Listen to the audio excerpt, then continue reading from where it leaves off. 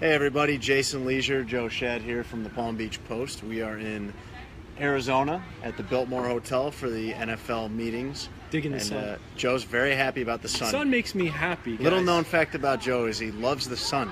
You know, they put that canopy over Dolphins Stadium there. Hard Rock Stadium now we call it. So you don't like that? I would like to sit in the portion of the stadium that has sun. Yeah. In fact, I heard the Marlins park that they close the roof the majority of the time. Almost all the time because it's hot and rainy in Miami. So I will not be getting sunshine when I go to the Mets-Marlins game on Easter Sunday. Oh. Well, we can talk more baseball and just today was a great day. Nature and science. We got a lot of Dolphins. But we actually at this very table this morning, Joe, we sat with Stephen Ross, the owner, Tom Garfinkel, the president, and Mike Tannenbaum, the VP/GM with Chris Greer. There was plenty to get to. We have a lot of Dolphins-related football stuff, and then we have some non-football, non-Dolphins kind of stuff we can get to. I think the people probably are a little hungrier for the Dolphins football news, so let's get right into that. One ongoing issue, Joe, that has not been, we don't have an answer on yet, is Zach Brown, the linebacker from the Buffalo Bills. We know the Dolphins need another linebacker. Their two starting linebackers right now are Kiko Alonso, Lawrence Timmons, and fill in the blank. Koamisi or Neville Hewitt right now. Or potentially Zach Brown. He visited with them last week, I believe it was. Where do things stand with Zach Brown now? Price is not right. Dolphins have a strategy. They want to pay the right price for the right player. They felt they did that with Lawrence Timmons. And that opportunity has not yet presented itself with Zach Brown. So very telling. A good opportunity, as you mentioned, at this table to read between the lines. And when we asked Mike Tannenbaum about Zach Brown, he said that right now their focus is on the NFL draft. So I felt like he was playing poker a little bit there. It is possible. Like we're just draft now. We're not thinking about Zach Brown anymore. Right, and the possibility that Zach would hear those comments and say, well, to his agent, well, maybe I should go ahead and take that deal. So you're actually implying, Jason Leisure, that team executives sometimes negotiate through the media.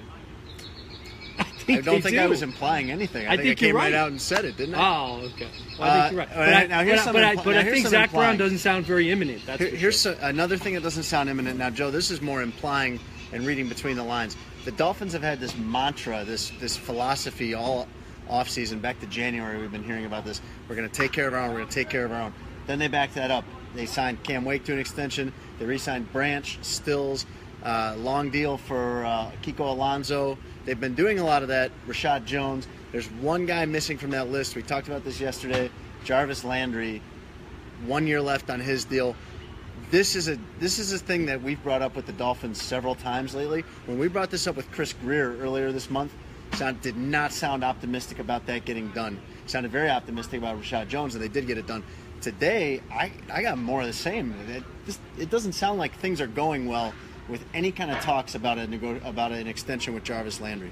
Mike Tannenbaum basically said, I'm not going to publicly comment on the status of the Jarvis Landry negotiations. Now, he happened to be sitting at this table next to Mr. Stephen Ross, the president, who told us that he reads the Palm Beach Post more than any other of the local he lives in Palm publications. Beach. So we appreciate that, Mr. Ross, if you are watching. And we let him know about our Cox Media Group media strategy to focus much of our attention on the Dolphins. And Mr. Ross was very enthusiastic about that, I must say. What was your question? Yeah, let's focus your attention back on what we're talking about. I agree Jarvis with you. Landry, buddy. It sounds to me like the Dolphins are not ready to strike a deal with Jarvis Landry. And I'll turn it around to you, Jason Leisure. How much does that concern you right now? Well, the one thing about it that wouldn't concern me is, as you mentioned, they could always franchise tag him. But with him, I mean, I don't see what choice they have. If your options are either pay him or pay someone else that can give you what he does. And I know that there are a lot of critiques of Jarvis Landry. Yeah, Jarvis Landry's not big enough. Jarvis Landry isn't this or that. Not enough of a downfield threat. The bottom line is he's their most productive, reliable receiver. And you can't just let somebody like that go and not replace him with comparable talent. So, it's probably a case of Jarvis Landry wanting a lot of money. He's seen a lot of money thrown around this offseason and them not really being ready to commit that. But I know it would only be on a 1 year deal. If you franchise tag him, you're going to be paying him a top 3 wide receiver salary in the league. For 1 year, that might make sense. I don't envision But he's not going to want a pay cut after that. It's like you come back to him the year after and say, okay, now let's talk about a cheaper deal. I agree with you. The franchise deal often becomes the baseline in Absolutely. long-term negotiations. I don't, however, see Jarvis Landry as a guy who, in my opinion, is likely to hold out. Now, Schad Jones held out. I don't think so We either, weren't for there some yet reason. last year, but he held out one day. And I don't see Jarvis I don't see him doing that either. doing it. And you know what? Jarvis wants to be a Miami Dolphin. Mike T did say that.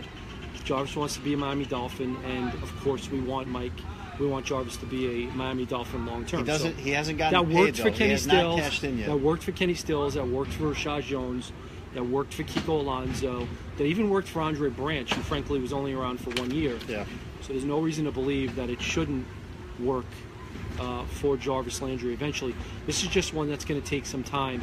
There was a little bit of hysteria on Twitter yesterday about my $14 million remark. That is not something that I am hardcore reporting. It is my educated opinion That he would want that Landry. I'm not suggesting that Landry is demanding $14 million. I'm suggesting that the people around him likely believe that he is worth $14 million. But here's what's clear. The Dolphins like him. Adam Gase has said he's the best offensive player on the team. They are wrapping up guys that they can. Jarvis Landry's 24 years old, by the way. They would love, just football-wise, take money out of it, they would love to lock him up long-term. You know, But then you factor money into this conversation, and it hasn't gotten done. So there's clearly some gap between what the Dolphins want to pay him and what he wants to be paid. That's obvious, Joe. one thing you were interested in today that I thought was interesting was this discussion about keeping the core together and whether or not the core is good enough. When you talk about how the Dolphins wide receivers and running backs are all 22 to 24 years old, Very young. it seems to me that they have a championship caliber set of running backs and wide receivers. What was your takeaway from Tannenbaum, who you've asked this of, and we've spoken to Gase in the past, about whether or not the overall core is good enough to, as you phrased it earlier today at this table, make the playoffs again and more? And more, right.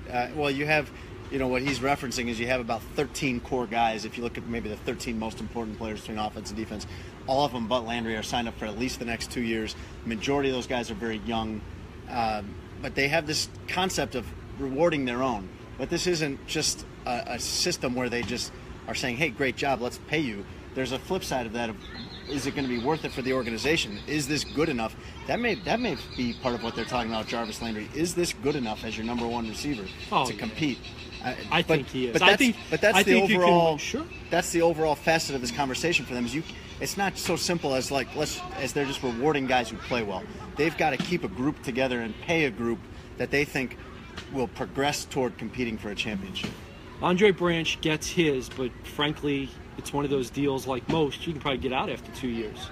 So not exactly like a Ndamukong Suh type of commitment. Yeah. We have some very profound breaking news about the Dolphins today, by the way. We got shocking admission from Mike Tannenbaum that the Deion Jordan pick has not worked out. Well, I was tired of not getting an answer on Deion Jordan. You were exasperated. So I said, look, I need something on Deion Jordan. And credit to Mike Tannenbaum. He said in so many words that, and you can find the story on the Daily Dolphin blog, that he has been a disappointment. And I mean, look, he was the third pick in the draft, and he has not played the last 2 years due to injury and suspension. Reading between the lines, it sure seems that there's a very, very infinitesimal. Is that a word? Infinitesimal percentage? It is a word. I'm not sure if you pronounce it right. Infinitesimal percentage. Infinitesimal. I don't think I got it right either. Very small chance that Deion Jordan is on the roster next year, and who knows? But he's still here. They could have cut him weeks ago. I'm not sure what the delay is. But then again, the Dolphins, for example, cut Earl Mitchell, and now you wonder, in retrospect, that they kind of wish maybe they hadn't cut him because they've tried to add a veteran defensive lineman. Perhaps, yeah. Who's only, what was it, $4 million a year? I don't know. Earl Mitchell, to me. Oh yes, he signed for $4 million a year. Yes. Yeah. So, and I think he was the cap savings was less than $4 million. We got a question here about the draft. God Joe. bless you if you can read that. I can just see that it's a question about the draft. We're not really gonna. Okay. I don't think get into who they're gonna take or anything Jabril like that. Peppers. But we do have we have an interesting story we can tell you about the draft. So we were sitting here, and Stephen Ross's phone went off a couple times, and no shocker, Joe, his ringtone is the Michigan fight song. Hail to the victor. Yeah, my ringtone is the Tulane fight song, of course.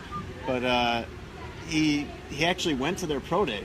Stephen Ross was part of the scouting delegation at his name is Michigan's on the pro day this year, and we were talking to him. We were asking, would you seriously? Are you in the draft room insisting that they take a Michigan guy if there's one there like Peppers or like Taco Charlton, or I'm sure there's another guy I'm missing?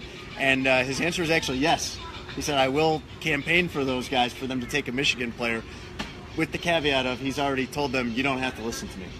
I don't actually get a vote. And they brought up several times that Adam Gase is a Michigan State guy. Yeah. And Tannenbaum said, hey, we might as well talk about Malik McDowell, the Michigan State defensive tackle, who might very well be on the Dolphins' radar, even though I think they sort of more need a defensive end or rush linebacker. Another free agent note, they told us, by the way, regarding free agency, that they're kind of done.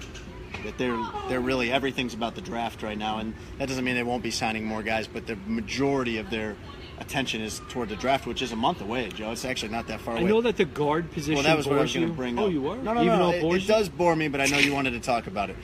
Joe asked him about. Thanks for throwing me a bone on Jermon Bushrod. Right now, you got the guards as Jermon Bushrod, who is 69th in the league at his position according to Pro Football Focus, and Ted Larson, who's a journeyman. 40th, 44th. Yeah, he was okay, but he's been around. What'd you get out of them? What did you find interesting about what they said when you asked them if they're still looking for guards? Well, you see, I take the guard situation and I ask a question in a way that I find interesting. So I asked Mike Tannenbaum, I said, all right, you get Bushrod and Larson. Bushrod and Larson, they're your guards at the start of next season. How comfortable are you? That's a good way to ask it. Okay.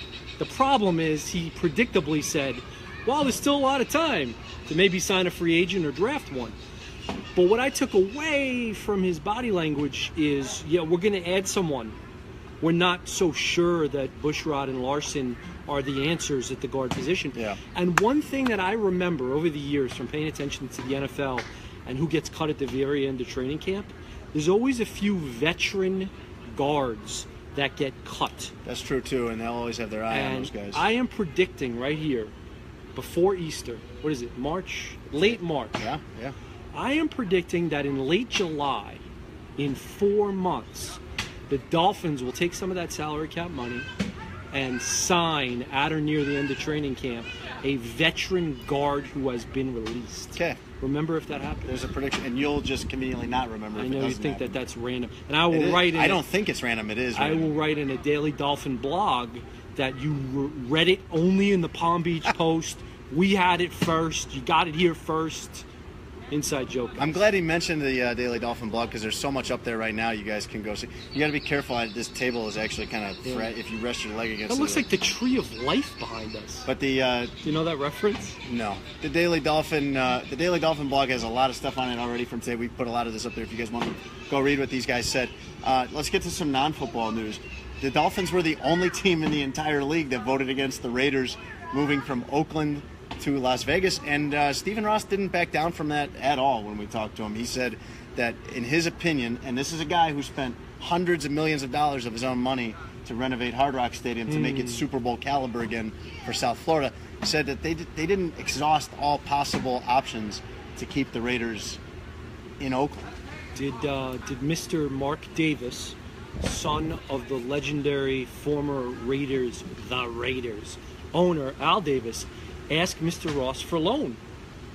Perhaps if he had asked Mr. Ross for a loan, he could have fixed up that crappy A's ballpark.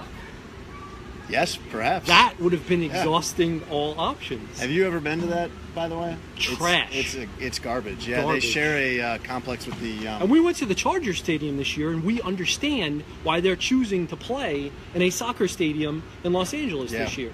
Yeah. It's because it was crap.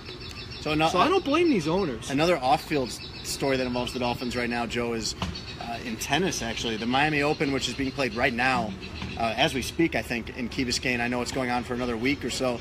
Fantastic tournament. I'm sure a lot of you guys have been to it before as spectators. I've been to it. It's an awesome venue. It does need some updating, and that's kind of where Stephen Ross comes in. The tour feels like that needs to be upgraded, and there's legally some restrictions and some challenges to that. So Stephen Ross's idea is, if this is in danger of leaving South Florida, this trademark event that we've had in South Florida for 30 years, he is interested in hosting it at Hard Rock Stadium, which would involve more building there and on the grounds. building an adjacent facility, Yeah. which he claims he can get done in 1 year. I would like Mr. He said it'd Ross- be easy. I'm going to ask Mr. Ross to build me a house. Right there in Parkland, Florida, beautiful little town. Yeah. You guys are familiar with it. I bet you he'd get it done so fast, like before the season. Because it's just easy compared to a stadium. Yeah. I wish we had a chance to talk to Mr. Ross more. I know you brought this up earlier. He Right. seems like a really cool guy. He's funny and Yeah, he's very I like personable. him. Yeah. I like him. We talked with Tom Garfinkel as well, the president of the team, and we're getting actually it's just really one guy. Zachary Gautreau is very upset that we've spent 5 seconds talking about tennis. I don't like tennis either, buddy. Yeah, Joe's right with you, man. Joe's mad that we're doing this too. I don't want them to build a tennis facility in the parking lot because it's going to make it harder for me to get in and out for those 8 Dolphins games. Yeah. By the way, You should had mention that to Stephen Ross. We want to make sure you don't downplay your scoops. You had a good scoop today that I was excited about, that I thought you should post right away. Yes. The Dolphins want to and will likely play the season opener At home. at home Because they never do, it at turns Hard out. Rock Stadium. So season ticket holders, you look on the calendar, first week probably home. And the other little scoopage that you got, it was a good idea to ask the question, was about the week after the game at London. What'd you find out? So that game is going to be week 4, the game in London against the Saints. And typically when teams go over and play in London, the league offers them, if they want to have their bye week the week after, because of the time difference and the travel and everything like that. The Dolphins don't want that. They've specifically asked not to have the bye week. What they want is the week after they play in London, they want to play at home. And then they want their bye week still in the middle of the season like it would be for most teams. They also only have one Western trip this year. They go to Kansas City, but that's not really that far.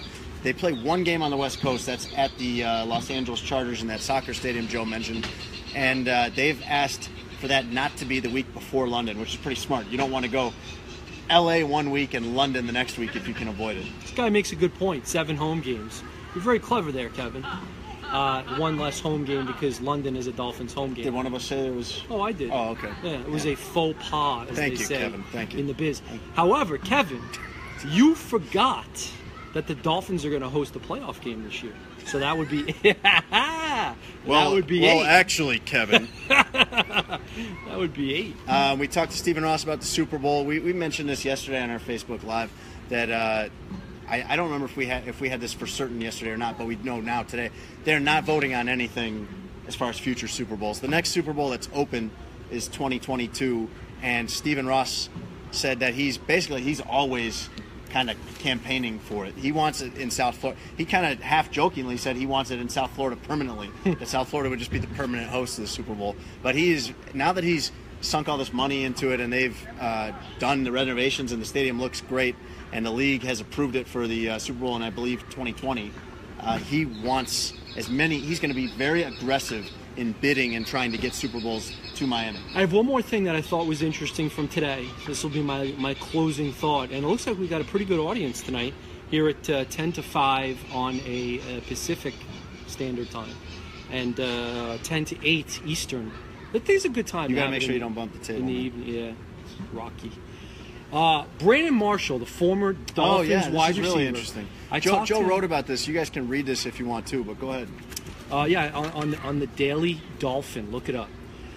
It's really it's popular. It's very popular. Yeah, tell him what Brandon Marshall. This is interesting. He said that he's concerned about players, especially young players, who might start their careers in Las Vegas. And he didn't say it, but obviously Las Vegas has legal gambling, including sports gambling, lots of strip clubs, other frivolous, frisky activities. Well, some of the best, just some of the most attractive nightlife in general. It's a city that's just always on. And Stephen Ross in this very seat did say, well, we have our own things that we have to have discipline about in Miami. So it's not like Ross was just pointing the finger. Yeah, he had no objection to Las Vegas specifically. Well, he didn't admit or concede to any specific. Correct. It's not like he was pointing saying Sin City, Sin City. But Brandon Marshall. I wanted to ask your opinion, and if anybody's watching this, Edwin, Kevin, if you guys have an opinion on this, is it a bad idea to have players living in Las Vegas and also visiting players running around Las Vegas maybe the night before a game. Do you predict that this is going to actually be bad news? I don't think this is going to be so much of an issue for the visiting players, Joe, because the NFL season is so short and there's so little travel and these guys can go to Vegas anytime they want. I mean, same for guys coming down to South Florida. Odell Beckham Jr. I don't picture the nightlife being as much of an influence in football as it is in, say, basketball. Long season. Yeah. Little nugget, the Mountain West Conference. You say, well, what does that have to do with anything? What does that have to do with anything? They used to have their men's basketball championship. They might even still. UNLV? No, in Vegas, at the Thomas and Mack Center. And look, so if I were to write a column about this, I would bring up the fact that if the NCAA can sign off on college kids running around gambling, and frankly they did in New Orleans too. You've lived in New Orleans, right? Yeah. I've been in the Harrah's Casino the week of the Sugar Bowl. You probably have with some Florida Gators and seen the kids gambling. So if those things are kosher, then you know what? This is fine too. Did you find out when the Dolphins are supposed to go to Vegas? 2020, they are supposed to play at the Raiders. Now, yes! The Raiders don't have it. You're going That's to be here supposed to by be the then? first year. They don't have that. They don't have that set in stone that the Raiders will be in Vegas at that point. The Raiders think they'll be in Vegas, but they don't have a stadium. They're saying Stephen Ross will build it. We've done it in like a year and a half. Okay. They said 3 more years in Oakland. Imagine how... Two for sure. 17, 18, 19. They said for sure 17 and 18 for sure. And quite possibly a third, which is just a nightmare. It's like divorcing your wife and sleeping in the same bed with her for 3 years. Does that make sense? You look shocked. It's not my plan to divorce anybody. I'm just saying that's what it would be like. It's a bad situation. Dolphins would theoretically play in Vegas in 2020. Did you put that in your story? That's a good nugget. Your analogy? No, about the Dolphins play Yes, at Vegas. I did. This season, Joe, the Dolphins will play, like you mentioned, in that 30,000-seat soccer stadium in L.A. They will also play in the... Do you know where it is in Los Angeles? No. They will also play in the brand-new stadium in Atlanta this year. I hope it's not downtown. I'm not like a huge downtown L.A. fan. All right, man. I'm not. But I like the idea that it's this small stadium. I think it's kind of neat and fun. It's unusual. It's very unusual to play in a 30,000-seat stadium. All right. If you have a closing thought, and last thing from you guys, is there a question that you would like one of us to ask Adam Gase at breakfast tomorrow? We'll see Adam Gase at 7 a.m. or 10 a.m. your time. Someone sent me one. They said, ask him if he'd like to be on Hard Knocks. I'm pretty sure he said to us once that he really wants no part of Hard Knocks, but no coach wants to be right, and I think they don't have to because they just did it recently. That's true. They're off the hook. The Ocho Cinco cut story, when you didn't really know he was being cut. And Vontae Davis too. I think. So awkward. Yeah. Adam Gase is really not awkward. He's just like a regular guy. Hopefully, we're going to see him here at what do they call it? Like a cocktail hour. Oh, tonight? Yeah, we've got a. They have shrimp and all this. At I can't say what the name of the hotel is. Are you a big shrimp and lobster guy? I think everyone knows where it is. Are you a big shrimp guy? Sure, man. Who isn't? Did anybody give us a Gase question? Any news on Zach Brown? I think not looking too good right now. I think they've all checked out. All right. You have a closing thought? Bring us home. I can't outdo what you did. Thank you guys for joining us. We appreciate it. I don't know if we'll get a chance to do this or not tomorrow, but we'll have plenty of content the rest of tonight and tomorrow on the Daily Dolphin blog and at PalmBeachPost.com. We're going to get you a lot of updates from Adam Gase tomorrow. So thank you for joining us, and we'll see you guys next time. Thanks, guys.